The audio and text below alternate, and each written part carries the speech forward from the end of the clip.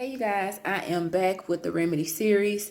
Today I'll be sharing a quote from chapter 3 titled I Am, and the quote is, "To know who you are, you must confront your issues and dig deep." So oftentimes people don't know who they are because they identify with the world's view of them instead of how God sees them.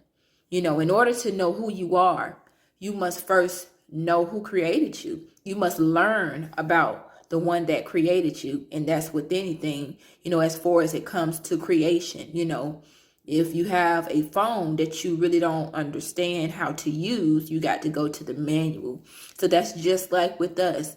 So, if you really want to know who you are, you first need to know about the one that created you. I know my creator as the most high God, Yahweh. I now know the power that I possess. I've learned of who God is, and I now know who I am in God and through God. I now walk in confidence and authority. I now see myself as royalty because this is how God sees me. So I know who I am because I know who God is. So it's very important that you get to know God. But as I stated, you have to confront issues and dig deep, because even when you begin to learn who God is, you'll begin to learn the things that God says that you can have. You'll begin to learn about the promises of God that is a part of your inheritance through God. But when you begin to learn about the promises of God, you may wonder why, if God says that I can have this, why am I struggling to obtain this? And at that point, it's time to examine ourselves to see where we're falling short. Sometimes we are unable to live a prosperous life and obtain the things that God says that we can obtain because of things that we've done and things that have done in our family history. We get to play a part in how our life, how our life goes, and, how our life ends. We get to play a part in that. But as I stated, we have to dig deep. We have to look at our family history. If you notice a pattern and a cycle throughout your family, that is really not something to be proud of, something that is a struggle for your family, it's a clear sign that may be a generational curse.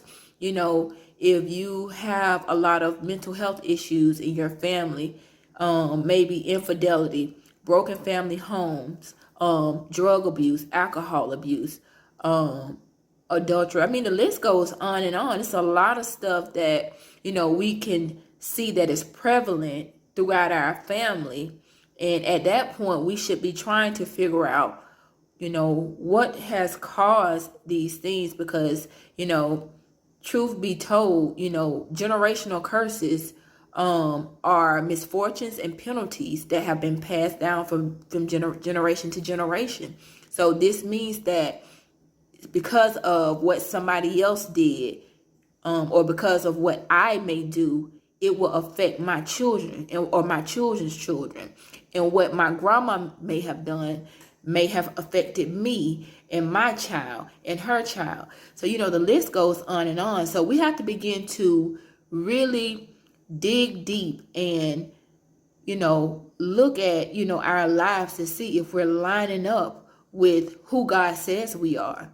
And when we're not, it's time to break those generational curses, and the only way to break those generational curses is to, tell the truth. A lot of times people keep family secrets and they take it straight to the grave, not realizing that holding on to a family secret does more hurt than help. It really isn't, beneficial from the future generations.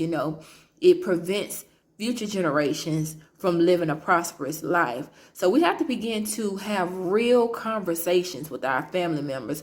We can't be afraid of the truth. We can't be scared to tell the truth, because it is the truth that will make us free.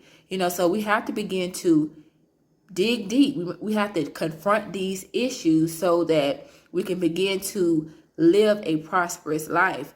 Some of the things that may have been done throughout the generations may have not been right. And just because it's done, it's almost like it's traditional. That doesn't mean that it's right. So you might have it might be common in your family to go see a witch doctor. If somebody does something to you that's outside of the will of God, and when you go to a sorcerer, or you partake in anything dealing with witchcraft, I want you to know that that is a penalty, and you will pay, and your children's children will pay for what you've done. So it's very important that we begin to examine ourselves and repent and renounce and denounce any evil covenants that we've committed or our ancestors committed. So I encourage you to confront your issues and dig deep. But I'll leave you with this quote. Our identity has already been chosen for us, but it is up to us to accept it, fight for it, or change it.